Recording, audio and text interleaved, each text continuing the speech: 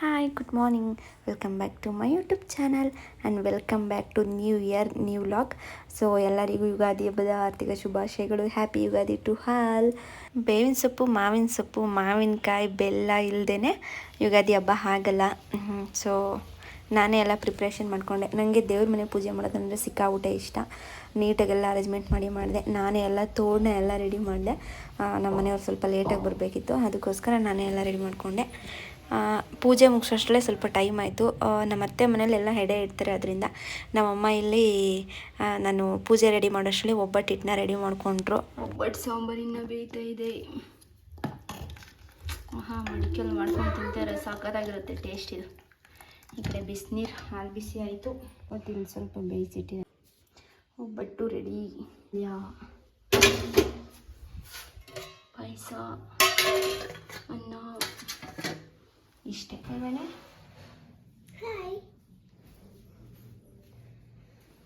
Morning ಎದ್ದು ಪೂಜೆ ಮಾಡಿ ಒಂದು 11 ಒಳಗಡೆ ಇಲ್ಲಿ ಎಡೆ ಇಡ್ತಾರೆ. ಸೊ ಇಲ್ಲಿ ಒಲೆಲೇ ಅಡುಗೆ ಮಾಡೋದು. ಗ್ಯಾಸೆಲ್ಲ ಯೂಸ್ ಮಾಡ್ತಾರೆ, ಬಟ್ ಫೆಸ್ಟಿವಲ್ಗೆಲ್ಲ ಒಲೆಲೇ ಅಡುಗೆ ಮಾಡೋದು. ನನಗಂತೂ ತುಂಬ ಇಷ್ಟ ಒಲೆಲಿ ಅಡುಗೆ ಮಾಡ್ಕೊಂಡು ತಿನ್ನೋದು ಅಂತ ಅಂದರೆ. ಈ ಗ್ಯಾಸ್ ಊಟ ತಿಂದು ಗ್ಯಾಸ್ಟ್ರಿಕ್ ಮಾಡಿಕೊಂಡು ಊರಿಗೆ ಹೋದರೆ ಏನೋ ಒಂಥರ ನೆಮ್ಮದಿ. ಆಮೇಲೆ ಮಡಿಕೆಯಲ್ಲಿ ಬೇರೆ ಸಾಂಬಾರು ಮಾಡಿದ್ವಿ ಈ ಸಲ. ಒಬ್ಬಟ್ಟು ಸಾಂಬಾರು ಸಕ್ಕತ್ತಾಗಿರುತ್ತೆ ಮಾತ್ರ ಸಾಂಬಾರು. ಮತ್ತು ಅದು ಹಾಲೆಲ್ಲ ಕಾಯಿಸಿದ್ದು ಕೆಂಡದ ಮೇಲೆ ಹಾಲಿಟ್ಟು ಕಾಯಿಸ್ಕೊಂಡು ಕುಡಿಯೋದು ಒಂಥರ ಸಖತ್ತಾಗಿರುತ್ತೆ. ಅದು ತಿಂದಾಗ್ಲೇ ಅದ್ರದ್ದು ಒಂದು ವ್ಯಾಲ್ಯೂ ಗೊತ್ತಾಗೋದು, ಕುಡ್ದಾಗ್ಲೇ ಅದರದ್ದು ವ್ಯಾಲ್ಯೂ ಗೊತ್ತಾಗಲ್ಲ. ಒಬ್ಬಟ್ಟು ಗೊತ್ತಾಗೋದು. ಒಬ್ಬಟ್ಟನ್ನು ಮಾತ್ರ ನಾವು ಗ್ಯಾಸ್ ಮೇಲೆ ಸುಟ್ಕೊಂಡ್ವಿ ಅಷ್ಟೇ. ಪೂಜೆ ಎಲ್ಲ ಮುಗಿಸಿ ಎಡೆ ಎಲ್ಲ ಇಟ್ಟು ನಾವು ಊಟ ಮಾಡಿಕೊಂಡು, ನಾನು ತುಂಬ ದಿನಗಳಿಂದ ನಾನು 5 ಇಯರ್ ಐತಿ ಊರಿಗೆ ಹೋಗಿ, ಆದ್ರೂ ಈ ಟೆಂಪಲ್ಗೆ ಹೋಗ್ಬೇಕಂತ ಅಂದ್ಕೊಂಡಿದ್ದೆ. ಇಲ್ಲಿ ಲಕ್ಷ್ಮೀ ದೇವಿ ಮತ್ತು ವೀರಭದ್ರ ಸ್ವಾಮಿ, ಇನ್ನೊಂದು ಮುತ್ತಲ ಅರಸಮ್ಮ ಟೆಂಪಲ್ ಅಂತ ಇದು. ಹೋಗ್ಬೇಕು ಅಂದ್ಕೊಂಡು ಇವತ್ತು ಹೋಗೋಣ ಅಂತ ಬಂದ್ವಿ. ಎಷ್ಟು ಪೀಸ್ಫುಲ್ ಆಗಿದೆ ಅಂದರೆ ಪ್ಲೇಸು, ನಿಜ ಏನೋ ಒಂಥರ ಮೈಂಡು ಒಂಥರ ಹೇಳೋಕ್ಕಾಗಲ್ಲ. ಅದು ಅಷ್ಟು ಒಂಥರ ಪ್ರಾಣಿ ಅಂತಿದ್ದೀನಿ, ಸಾರಿ, ಪಕ್ಷಿಗಳು ಕೂಗೋದು, ಯಾರೂ ಇಲ್ಲ, ನಿಶಬ್ದತೆ ಜಾಸ್ತಿ ಅಲ್ಲಿ. ನಾವು ಬೆಳಿಗ್ಗೆನೇ ಬಂದಿದ್ರೆ ಮೇ ಬಿ ದೇವ್ರ ದರ್ಶನ ಆಗ್ತಿತ್ತು.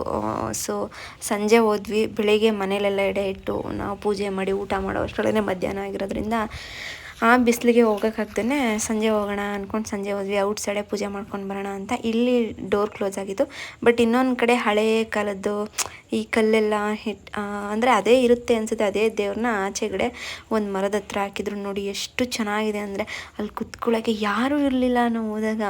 ಏನೋ ಒಂಥರ ಮನಸ್ಸಿಗೆ ತೃಪ್ತಿ ಅನ್ನಿಸ್ತು ಟೆಂಪಲ್ಗೆ ಹೋಗಿದ್ದಕ್ಕೆ. ಸೊ ಇದು ಸಮ್ಮರ್ ಸೀಸನ್ಗೆ ಎಷ್ಟು ಚೆನ್ನಾಗಿದೆ. ಇನ್ನೇನಾದ್ರೂ ಮಳೆಗಾಲದಲ್ಲಿ ಬಂದರೆ ರೈನ್ ಸೀಸನಲ್ಲಿ ಸಕ್ಕತ್ತಾಗಿರುತ್ತೆ. ನಾನು ಮತ್ತೆ ಹೋಗಬೇಕು ಅಂತ ಅಂದ್ಕೊಂಡಿದ್ದೀನಿ. ಸಾಟರ್ಡೆ ಟೈಮಲ್ಲಿ ಹೋಗೋಣ ಅಂತ ಹೇಳ್ಬಿಟ್ಟು ಬಂದ್ವಿ. ಚೆನ್ನಾಗಿತ್ತು. ಟೆಂಪಲ್ ಸುತ್ತನೇ ಆಗಲಿ, ಬಂದ ತಕ್ಷಣ ಅಯ್ಯೋ ಕ್ಲೋಸ್ ಆಗಿದೆಯಲ್ಲ ಡೋರು, ದೇವ್ರ ದರ್ಶನನೇ ಆಗಿಲ್ಲ, ಫಸ್ಟ್ ಟೈಮ್ ಬಂದಿರೋ ಟೆಂಪಲ್ ಅಂತ ಸಿಕ್ಕಾಪಟ್ಟೆ ಫೀಲ್ ಆಗ್ತಾಯಿತ್ತು.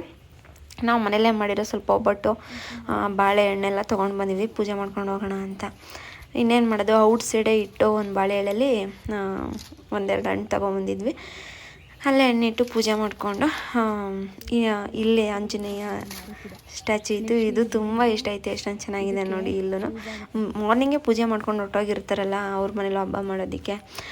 ಆ ಕಡೆ ಒಂದು ಮರ ಇದೆ, ಅಲ್ಲಿತ್ತು ಹಳೇ ಕಾಲದ್ದು ಒಂದು ಕಲ್ಲುಗಳು, ಎಲ್ಲ ದೇವ್ರೂ ಇತ್ತು ಅಲ್ಲಿ. ಚಾಮುಂಡೇಶ್ವರಿ ಒಂಥರ ಕೆತ್ತನೆ ಮಾಡಿರೋದೆಲ್ಲ ಇಲ್ಲಿ ಎಲ್ಲ ದೇವರು ಇತ್ತು. ನಾನು ಅಯ್ಯೋ ದೇವ್ರ ದರ್ಶನ ಆಗಿಲ್ವಲ್ಲ ಅಂದ್ಕೊಂಡು ಬರ್ತಾಯಿದ್ದೆ. ಸೇಮ್ ಪಿಕ್ ಇಲ್ಲಿದೆ. 3 ಫೋಟೋಸ್ ಮೇಲೆ ಬಿಟ್ಟರೆ 4 ಫೋಟೋಸ್ ಇದೆಯಲ್ಲ, ಅಲ್ಲಿತ್ತು. ತುಂಬ ಖುಷಿ ಆಯಿತು, ದೇವ್ರ ದರ್ಶನವೂ ಆಯಿತು. ಅಲ್ಲೇ ಒಂದಷ್ಟೊತ್ತು ಕೂತ್ಕೊಂಡಿದ್ವಿ.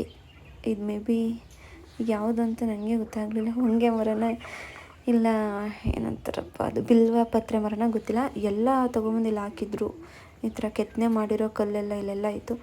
ಇಲ್ಲೂ ದೇವ್ರ ದರ್ಶನ ಆಯ್ತಲ್ಲ ಅಂದ್ಬಿಟ್ಟು ಇಲ್ಲೂ ಒಬ್ಬಟ್ಟಿಟ್ಟು ಇಲ್ಲೂ ಪೂಜೆ ಮಾಡ್ಕೊಂಡ್ವಿ. ಅಲ್ಲೇ ಸ್ವಲ್ಪ ಹೊತ್ತು ಕೂತಿದ್ದು ರೆಸ್ಟ್ ಮಾಡಿದೆ. ಹೋಗಕ್ಕೆ ಮನಸ್ಸೇ ಇರಲಿಲ್ಲ. ಆಲ್ರೆಡಿ ನಾವು ಒಂದು 5:30 ಬಂದ್ರೂ 6:45 ಆಗ್ತಾಯಿತ್ತು. ಕತ್ಲೆ ಆಗ್ತಿತ್ತು. ಫುಲ್ಲು ಒಳಗಡೆ ಇರೋದು, ರೋಡ್ ಸೈಡು ಇಲ್ಲ ಈ ಟೆಂಪಲ್ಲು.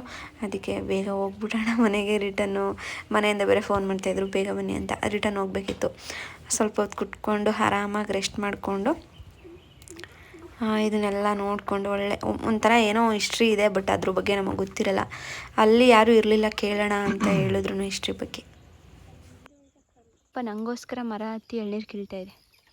ಇದೆಲ್ಲ ನಮ್ದಿಯಾ ಇದು ನಮ್ದಿಯಾ, ಅಲ್ಲಿ ಹೂವಿನ ತೋಟ ಇದೆ, ಇದು ನಮ್ದಿಯಾ, ಇದು ಮಾತ್ರ ನಮ್ದಲ್ಲ, ಆ ಕಡೆ ಇರೋದು ನಮ್ದಲ್ಲ.